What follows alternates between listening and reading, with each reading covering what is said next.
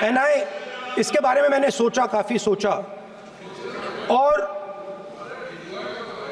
एक जवाब मैं प्रपोज करता हूं आज। स्पीकर सर, हजारों साल पहले हरियाणा में कुरुक्षेत्र में एक युवा को, अभिमन्यु को 6 लोगों ने चक्रव्यूह में मारा था। 6 चक्रव्यूह में फंसाकर मारा था। सर, चक्रव्यूह के अंदर डर होता है, हिंसा होती है, और अभिमन्यु को चक्रव्यूह में फंसाकर, ट्रैप कर 6 लोगों ने मारा। मैंने चक्रव्यूह के बारे में थोड़ी रिसर्च की और पता लगा कि चक्रव्यूह का एक दूसरा नाम होता है,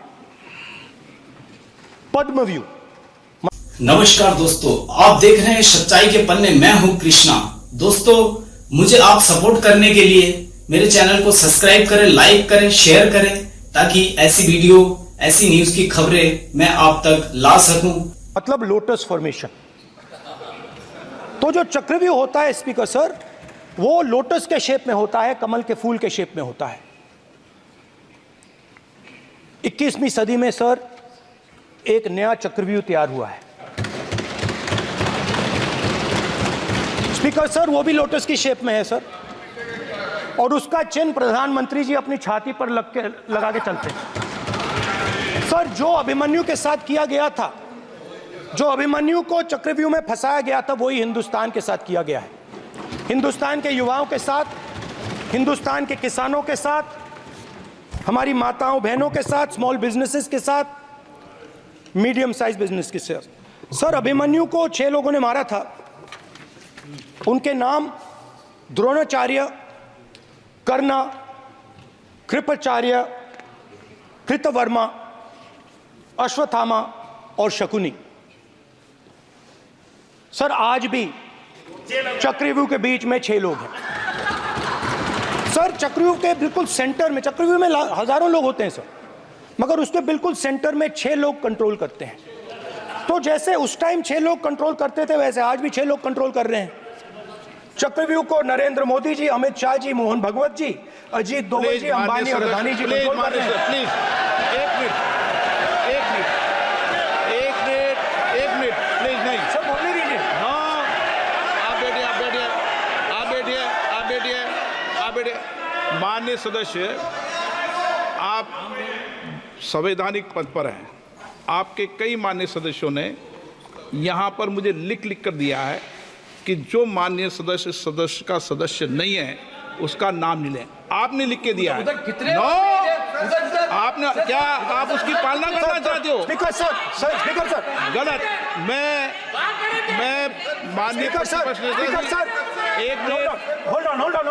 स्पीकर सर, अगर आप चाहते हैं तो मैं एक मिनट मैं प्रतिपक्ष के नेता से ये तो अपेक्षा करूंगा सही कि वो सदन की नियम मर्यादा को बने, ये अपेक्षा करता हूं। आप चाहे नहीं करें, पर मैं अपेक्षा करता हूं। नहीं सर, मैं, अगर आप चाहते हैं सर, मैं NSA का और अदानी और अंबानी का नाम इस लिस्ट से निकाल देता हूं। फिर माननीय सदस्य, आप अगर आप चाहते हैं सर। प्लीज, मैं नहीं चाहता। सदन के नियम प्रक्रियाओं से सदन चलता है। सर, अगर आप कहते हैं मैं निकाल देता हूं। नो, मैं 3 ही नाम यूज करूंगा। नहीं माननीय सदस्य, नहीं कहा, और आप video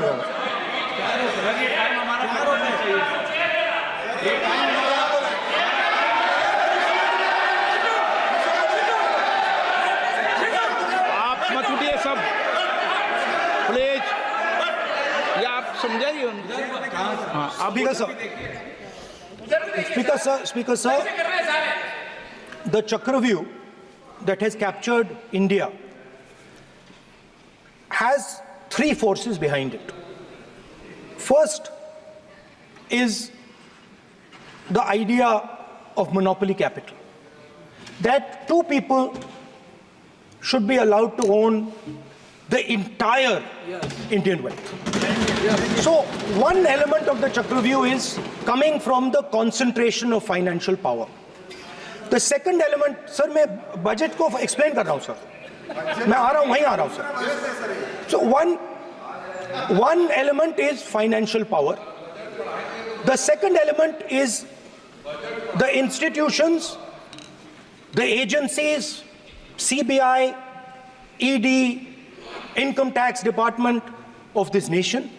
And the third is the political executive. Speaker sir, these three together are at the heart of the Chakravyuh. And they have devastated this country. Speaker sir, my expectation was that this budget would weaken the power of this Chakravyuh.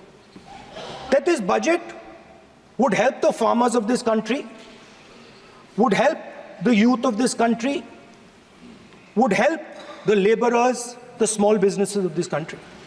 But what I have seen is that this budget, the sole aim of this budget, iski jo niyat hai, it is to strengthen this framework, the framework of big business, monopoly business, the framework of a political monopoly that destroys the democratic structure, and finally the framework of what one can call the deep state or the agencies. And the result of this has been the first पहला काम इस चक्रव्यूह ने क्या किया, जो हिंदुस्तान को रोजगार देते हैं, स्मॉल एंड मीडियम बिजनेसेस हैं, जो करोड़ों युवाओं को रोजगार देते थे, उन पर इस चक्रव्यूह ने आक्रमण किया. कैसे किया? नोटबंदी, जीएसटी और टैक्स टेररिज्म. आप लोग आतंकवाद की बात करते हो, पूरे देश में अगर कोई भी व्यक्ति छोटा बिजनेस चलाता है तो रात को उसको फोन कॉल आता है इनकम टैक्स डिपार्टमेंट से, जीएसटी से, और टैक्स टेररिज्म का वो शिकार बनता है. इस टैक्स टेररिज्म को रोकने के लिए बजट में आपने कुछ नहीं किया है. तो टैक्स टेररिज्म के कारण और ये जो आपकी नीतियां हैं, जो आपने कोविड के समय बड़े बिजनेसेस की मदद की और जो स्मॉल एंड मीडियम बिजनेसेस थे उनको खत्म किया, उसके कारण आज हिंदुस्तान के युवाओं को रोजगार नहीं मिल सकता है. बिल्कुल एक युवा को रोजगार नहीं मिल सकता है. अब फाइनेंस मिनिस्टर बैठी हैं, अब युवाओं के लिए आपने क्या किया? बजट में आपने इंटर्नशिप प्रोग्राम की बात करी और यह शायद एक मजाक है, क्योंकि आपने कहा कि ये इंटर्नशिप प्रोग्राम सिर्फ हिंदुस्तान की 500 सबसे बड़ी कंपनियों में होगा और 99% जो हमारे युवा हैं उनको इस इंटर्नशिप प्रोग्राम से कुछ लेना देना नहीं, कोई फायदा नहीं होने वाला है. तो आपने पहले टांग तोड़ दी और उसके ऊपर आप बैंडेड लगाने की कोशिश कर रहे हैं. मेन मुद्दा आज युवाओं का एग्जाम पेपर लीक है. जहां भी हम जाते हैं आपने बेरोजगारी का चक्रव्यूह बना दिया इनके लिए, और जहां भी हम जाते हैं वो कहते हैं देखिए बेरोजगारी है मगर पेपर लीक भी होता है. तो आपने एक साइड पेपर लीक चक्रव्यूह, दूसरी साइड बेरोजगारी चक्रव्यूह. पेपर लीक मैं आपको बताता हूं 10 साल में 70 बार हुआ है. अगर आप जानना चाहते हैं, 10 साल में 70 बार हुआ है. तो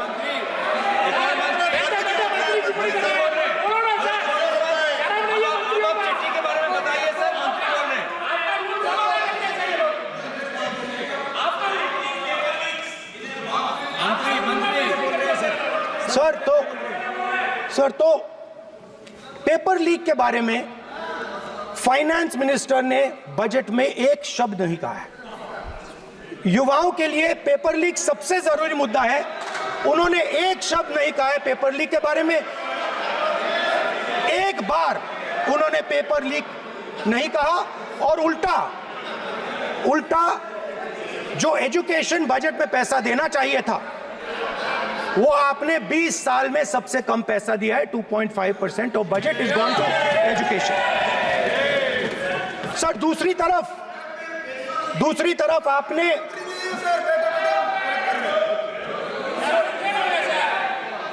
आपकी नहीं मानते सर, ये रनिंग कमेंट्री कर रहे हैं लॉ मिनिस्टर नहीं है आपकी सर। नहीं है। दूसरी तरफ पहली बार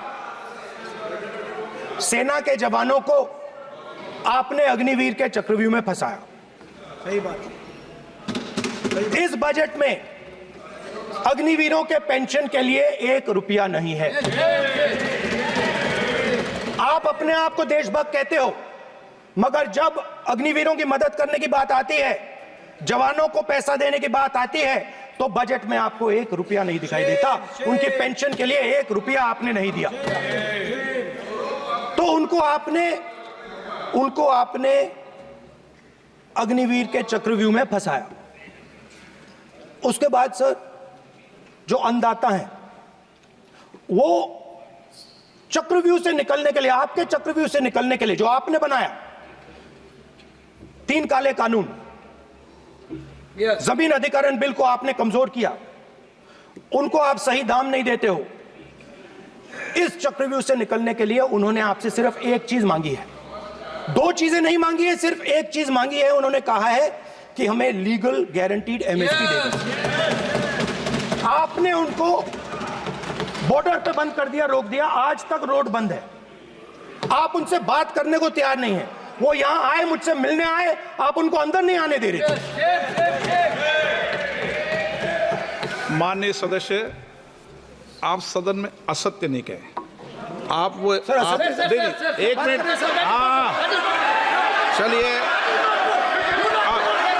चलो,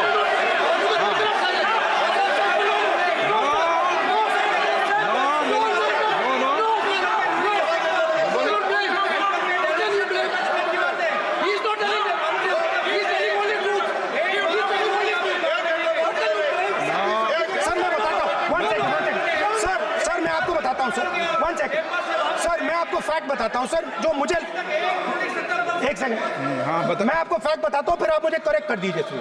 स्पीकर सर, फार्मर्स का डेलीगेशन, नहीं सर, मैं आपको फैक्ट बताता हूं। पर आपके माननीय सदस्यों को कहते हैं वो सदन पर आरोप नहीं लगा है। रिपोर्ट से बोलता हूं मैं, बिना रिपोर्ट के नहीं बोलता हूं। हाँ बोलिए, उनको बोलने दीजिए, आप बोलने दीजिए उनको, बोले, वो बोले, बताएं, मैं बताऊंगा। Speaker sir, 1 second. Speaker sir, मैं आपको बताता हूं जो मुझे मालूम है। स्पीकर सर, मैं आपको बताता हूं। बैठिए। स्पीकर सर, हुआ क्या, वहां पे सर मुझसे मिलने एक फार्मर का डेलीगेशन आया। मुझे बताया गया कि फार्मर के डेलीगेशन को अंदर नहीं आने देंगे। मैं उनसे मिलने जब गया, तब उनको अंदर आने दिया गया था। सर ये फैक्ट है सर। अब पता नहीं कोई मिसकम्युनिकेशन हुआ, वो अलग बात है, बट फैक्ट ये है कि जब मैं मीडिया के साथ वहां गया, तब दरवाजे पार्लियामेंट के, संसद के उनके लिए खुले, उससे पहले वो बंद थे। ठीक है। और ये आप उनसे भी पूछ लीजिए सर। प्लीज, नो प्लीज, एक मिनट प्लीज, आपने विषय उठाया इसलिए मैं बोल रहा हूं। ऐसे तो सदन की व्यवस्थाओं पर सवाल नहीं उठाना चाहिए। किसको आने दें, 1 मिनट प्लीज बैठिए, किसको आने दें, किसको अलाउ नहीं करने दें, ये स्पीकर का जुडिक्शन होता है। नंबर 1, जब ये सूचना आई, आप मिले, उनसे अंदर मिले, लेकिन उसमें एक सदन की मर्यादा का उल्लंघन हुआ कि कभी भी सदन में माननीय सदस्य के अलावा दूसरा कोई व्यक्ति बाइट नहीं दे सकता। और आपकी मौजूदगी में उन्होंने बाइट दी, ये क्लियर करना चाहता हूँ। सर ये टेक्निकलिटी है सर, ये मुझे मालूम नहीं थी। कोई बात नहीं, बट सर प्लीज, नो, माननीय आप मत बोलिए, आपके नेता बोल रहे हैं। तो स्पीकर सर, महिला आरक्षण आया था तो ये आपको बेटे बेटे स्पीकर सर, हम चाहते अधिकारी है। माननीय प्रतिपक्ष के नेता, आपके बेटे बेटे सदस्य कमेंट्री कर रहे हैं, फिर वो कहते हैं कि लोग क्यों कमेंट्री कर रहे हैं। सर हम चाहते थे, हमारा एक्सपेक्टेशन था कि जो अन्नदाता है, जो सरकार से सिर्फ एक चीज मांग रहा है लीगल गारंटीड एमएसपी, हमें लगता था कि ये कोई बड़ा काम नहीं है सर, ये इतना बड़ा काम नहीं है। हमें लगता था कि अगर सरकार बजट में इसका प्रोविजन कर देती, अगर बजट में इसका प्रोविजन कर देती तो जो हमारे किसान हैं जो चक्रव्यूह में, आपके चक्रव्यूह में फंसे हैं, वो निकल पाते। ये हमारी थिंकिंग थी, मगर आपने नहीं किया। तो मैं यहां इंडिया गठबंधन के तरफ से गारंटी देता हूं कि हम ये काम करके दिखा देंगे। जो आपने अपने बजट में नहीं किया वो मैं हिंदुस्तान के सब किसानों से कहना चाहता हूं, गारंटीड लीगल एमएसपी हम इस सदन में पास करके आपको देंगे। स्पीकर सर, जो मिडिल क्लास है सर, वो प्रधानमंत्री को, अच्छी बात बोल रहा हूं,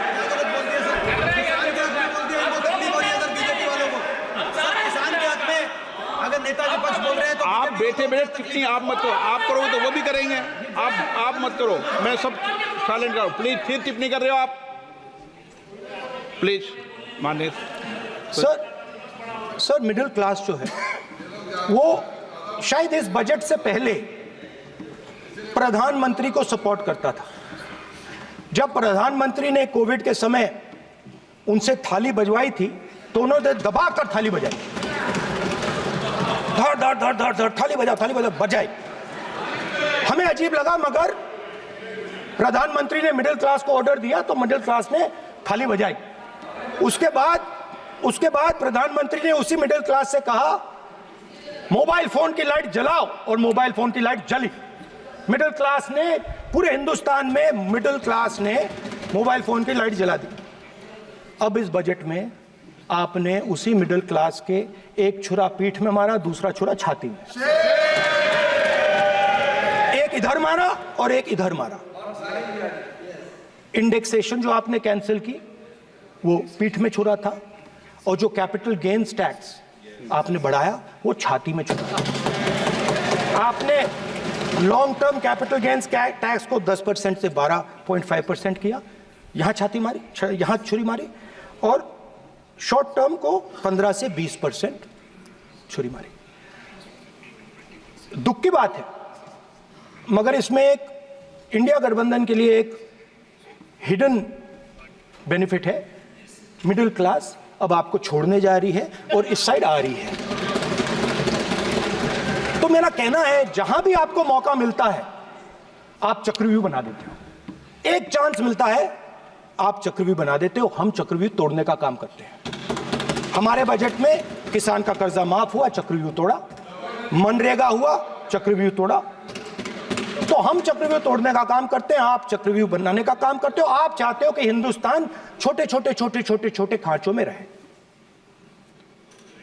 और हिंदुस्तान के गरीब लोग सपना ना देख पाए। सिर्फ अदानी और अंबानी। अरे क्या सर मैं सर कैसे बोलूं सर? माननीय सदस्य, एक मिनट सर माननीय सदस्यगण, आपके उपनेता मुझे लिखित में पत्र देके गए हैं कि कोई भी माननीय सदस्य जो इस सदन का सदस्य नहीं उसके बारे में टिप्पणी ना करें। लिखित में देखे गए, इसलिए आपको स्पीकर सर बैठ जाइए। स्पीकर सर, तो अगर सर मैं आपसे सवाल पूछना चाहता हूं। मेरे से सवाल मत नहीं पूछ सकते आप। Sorry sir. सर तो सर मैं फिर मैं सर 3 और 4 कह देता हूं उनको। 3 और 4 ठीक है सर? अब नाम नहीं ले सकता तो कुछ तो कहना पड़ेगा सर। 3 और 4 कह देता हूं, कोई और नंबर आपके देना। माननीय सदस्य को बता दें क्यों लिख के चिट्ठी गए मुझे। सर, हरियाणा के पूर्व मुख्यमंत्री पर जब इस प्रकार के आक्रमण करते हैं, हरियाणा के पूर्व मुख्यमंत्री के संदर्भ पर हमको आपने चिट्ठी भेजी। एक पूर्व मुख्यमंत्री को आप 2 उद्योगपति से जोड़ना चाहते हैं, एक किसान नेता जो हरियाणा के, आज उन पर जब आपको अलाउ किया है क्या? उद्योगपति के साथ जोड़ना चाहते हैं, ये है सदन की मर्यादा। आप हरियाणा के आप ये चिट्ठी मुझे लिख के गए हैं, उसकी मर्यादा का ये आपको बोलने नहीं दे रहे, ये आपको बोलने दे रहे। आपसे मेरी ये अपेक्षा है, आपसे आप सदन, एक मिनट प्लीज, आप सदन के नेता, सदन के आप प्रतिपक्ष के नेता हैं, ये सदन की अपेक्षा रहती है कि हम सदन का डेकोरम, डिसिप्लिन और उसको बढ़ा के रखें। स्पीकर सर, इसलिए आप जो विषय रखें वो नियम प्रक्रिया में रखें। स्पीकर सर मगर मैं ये कैसे कहूं, इन लोगों के इनका इंडिकेशन कैसे दूं मैं सर? आप मुझे बता दीजिए सर, कोई दूसरा तरीका हो सर, नाम नहीं लेने हो तो कोई और तरीका दे दीजिए सर। अच्छा, एक मिनट, आप ज्ञान मत बांटो उनको, वो ज्ञानी है। सर A1 A2 चलेगा सर, A1 A2।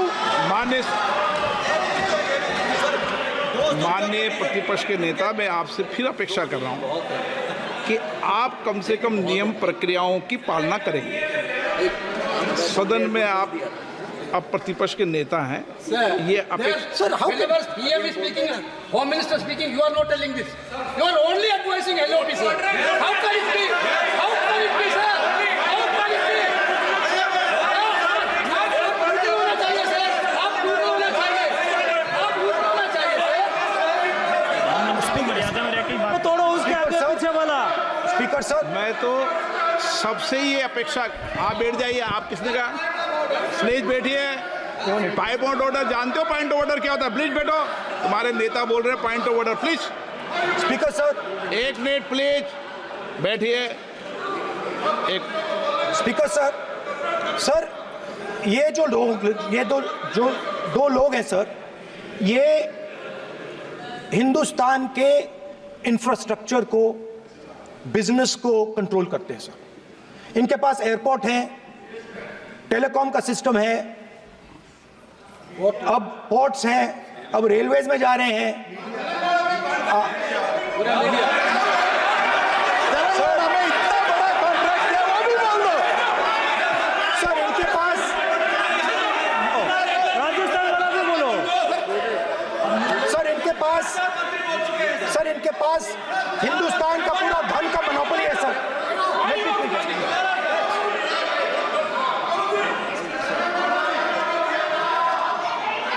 सर इनके पास हिंदुस्तान के धन की मोनोपोली है।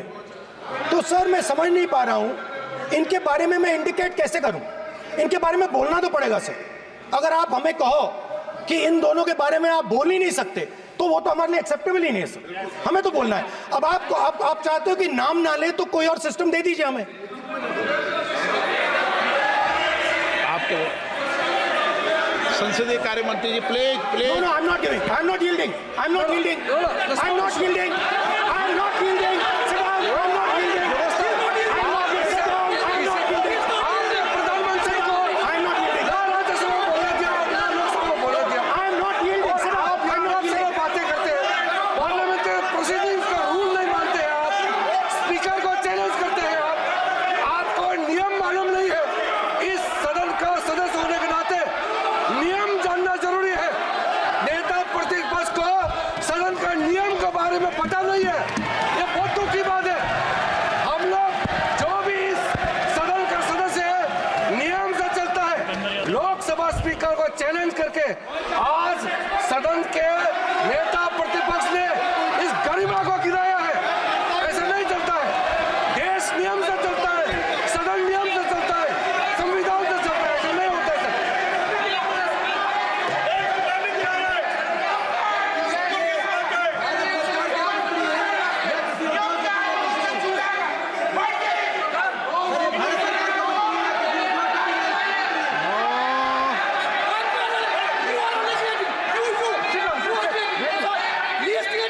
You're ruining my माननीय प्रतिपक्ष के नेता, आपके सदस्य आपको नहीं बोलने देना चाहते। ठीक है सर। डिस्टर्बेंस वो कर रहे हैं। Sir I understand sir. बैठ के टिप्पणी कर रहे हैं। सर, मैं समझता हूं। एक मिनट, वो बैठ कर टिप्पणी कर रहे हैं, कोई सदस्य खड़ा है, यही आपको डिस्टर्बेंस कर रहे हैं सबसे ज्यादा। ठीक है सर। राहुल गांधी जी प्लीज, आपको नहीं बोलना है, please Rahul Gandhi. Speaker sir मैं बात समझता हूँ। प्लीज एक मिनट प्लीज। स्पीकर सर मैं समझता हूँ मंत्री जी को, अदानी जी और A1 एंड A2 की रक्षा करनी है, मैं समझता हूँ, नो प्रॉब्लम। वो सर ऊपर से ऑर्डर आया है सर ऊपर से ऑर्डर आया है सर, मैं समझता हूँ, मैं इस पर कोई टिप्पणी नहीं करूंगा। Sir he is permitted. Sir, he is permitted to defend them, sir. It is a democracy, sir. He can defend them. We allow him to defend them, sir. ऐसा होता है क्या? A1 and A2, sir. आपके Happily, sir. सदस्य मान्य आपके सदस्य आज बैठे बैठे बहुत टिप्पणी कर रहे हैं और उठ रहे हैं। आप पूरा कंट्रोल करो। सबसे ज्यादा आप उठ रहे हैं, सबसे ज्यादा टिप्पणी आप कर रहे हैं। कोई नियोजित तरीके से आए हैं क्या आप? अभी कंट्रोल करो। नो माननीय कंट्रोल करो। So we are happy, sir. If the minister is protecting A1 and A2, sir, it helps us only, sir. No problem. We like it, sir. Please do it again, sir. Please do it again. Sir, I give you the space. मैं तो एक व्यवस्था का बात करना था, फिर शुरू हो गया। मैं संसदीय कार्य मंत्री जी, व्यवस्था तहत मैं सिर्फ जो परिस्थिति बने उसमें कहने के लिए मैं खड़ा हुआ। उन्होंने बोला मैं यील्ड नहीं किया। ये नियम होता है, अगर समय हम मांगते हैं तो यील्ड करना, एक मिनट, वो यील्ड करना एक परंपरा है। No, there's no problem. You don't नहीं yield. करेंगे The बोलते Prime Minister does not yield. मैंने व्यवस्था तहत सर उन्होंने तो व्यवस्था का प्रश्न उठाया। सर, एक राहुल जी, एक minute speaker sir, speaker sir, मैं स्पीकर का परमिशन से खड़ा हुआ था। बिल्कुल सही बोला। आपने कहा मैं ये मैंने नहीं कर yield नहीं रहा किया। मैंने जबरदस्ती नहीं बोला। आप बोल रहे हो। मैं स्पीकर साहब से परमिशन लिया। आप बोल रहे हो स्पीकर सर। साहब ने आप मेरा नाम लिया। जबरदस्ती बोल रहे हो। आपने यील्ड नहीं किया, तभी मुझे लगा कि मुझे कहना चाहिए कि आप प्रधानमंत्री जी को पूरा भाषण तक आपने डिस्टर्ब किया, बोलने नहीं दिया। आज हम आपको यील्ड मांग रहे हैं, 10 सेकंड टाइम आप बोल रहे हैं कि हम यील्ड नहीं करेंगे। ये कौन सा परंपरा है? मैं जबरदस्ती नहीं बोल रहा हूँ, मैं तो नियम के तहत बोल रहा हूँ और स्पीकर का परमिशन से खड़ा हुआ हूँ। ये एक परंपरा होता है, एक दूसरे का इज्जत देना होता है, इतना तो कर्टसी होना होता है। Rahul ji, Sir, I will respond to that, sir. Sir, if when we raise our hand and ask for the Prime Minister and the ministers to yield, they yield, we will yield every time. Yes. The moment you yield, I guarantee you we will yield. In fact, I am ready, Speaker, sir. I am ready.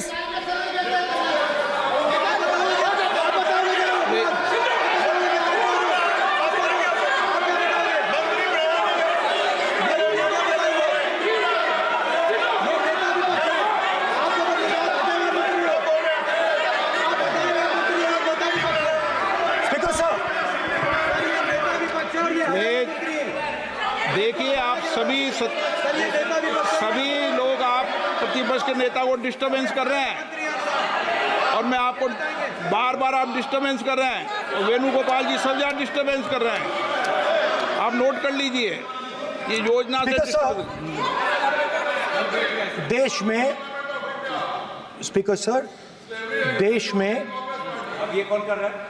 तकरीबन 73% दलित, आदिवासी और पिछड़े वर्ग के लोग हैं और ये हिंदुस्तान की मेन शक्ति है, स्ट्रेंथ है। और सच्चाई है कि इनको कहीं भी जगह नहीं मिलती है। इनको बिजनेस में जगह नहीं मिलती है, इनको कॉर्पोरेट इंडिया में जगह नहीं मिलती है, इनको सरकारों में जगह नहीं मिलती है। प्लीज ये देखिए सर, ये फोटो देखिए। एक मिनट प्रतिपक्ष, एक मिनट। मैंने पहले भी आपसे अपेक्षा की थी, अब आप प्रतिपक्ष के नेता हैं, संवैधानिक दायित्वों पर है। क्या सर? ओके, सर मैं फोटो दिखा रहा हूँ, एक फोटो दिखा रहा हूँ। एक मिनट, आपने टीवी ऑफ कर दिया सर? नो टीवी कोई ऑफ नहीं है। वो देखिए सर, ऑफ हो गया। मेरा फोटो दिखा, कोई नहीं होता सर। ऑफ है सर? नो सर दिखाइए सर। एक ऑफ है सर। नो, आप टीवी ऑफ कर देते हो? प्लीज आप बैठिए, एक बात सुनिए। Okay sir. नहीं, आप Apologize, sir. नहीं, नो अपोलाइज। मैं आपको अपोलाइज के लिए दिखेगा। आप प्रतिपक्ष के नेता है, तो मेरी ये अपेक्षा रहती है कि सर ये देखिए सर, बंद होगी। आप सदन की मर्यादा को रखें।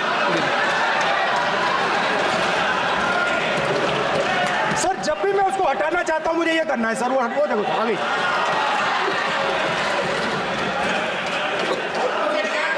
क्या डर रहे हैं सर फोटो से? शिव जी के फोटो से डरते हैं सर, इस फोटो से डरते हैं अभी ये। पोस्टर नहीं आने दूंगा, गलत तरीका है ये। नहीं आने देंगे, पोस्टर नहीं लेना देंगे सदन में। सर फोटो गलत तरीका है। सर नो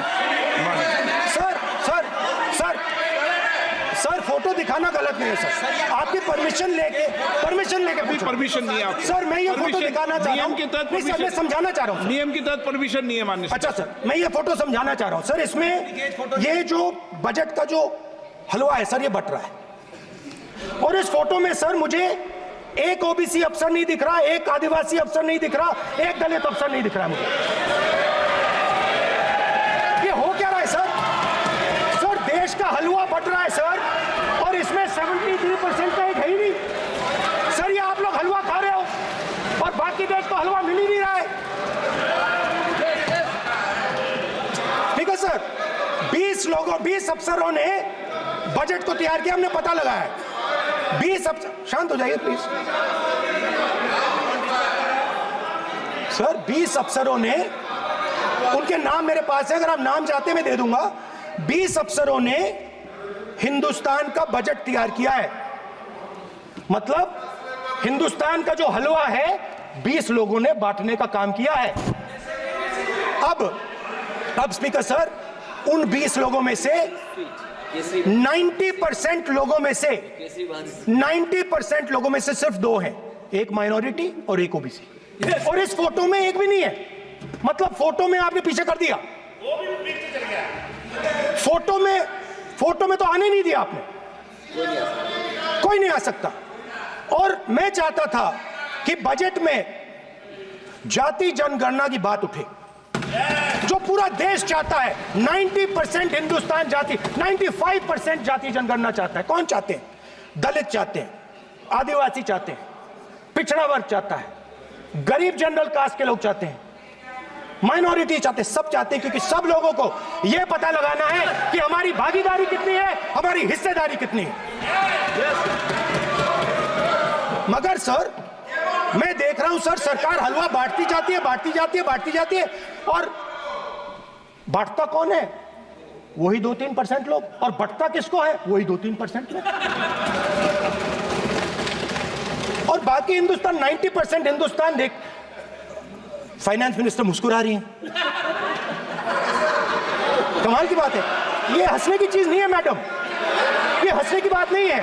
ये जाति जनगणना है, ये जाति जनगणना है। इससे देश बदल जाएगा।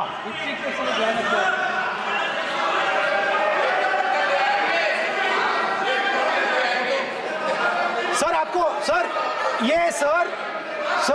ये जो कमल सर जो पद्मव्यूह वाले हैं, उसको चक्रव्यूह को पद्मव्यूह भी कहा जाता है। सर जो पद्मव्यूह वाले हैं इनको गलतफहमी है। ये सोचते हैं कि देश के युवा, देश के पिछड़े लोग अभिमन्यु हैं। देश के पिछड़े लोग अभिमन्यु नहीं है, अर्जुन है। और वो जो आपका चक्रव्यूह है उसको फोड़ के फेंक देंगे, फेंकने वाले हैं। पहला कदम इंडिया गठबंधन ने ले लिया, पहला कदम इंडिया गठबंधन ने ले लिया। आपके प्रधानमंत्री की कॉन्फिडेंस को हमने उड़ा दिया। मतलब आपके प्रधानमंत्री भाषण में आ ही नहीं पा रहे। और मैं आपको एडवांस में बता देता हूं, मेरे भाषण में कभी नहीं आएंगे सर। अरे सर इसमें क्या गलती है सर? एक बात बताइए,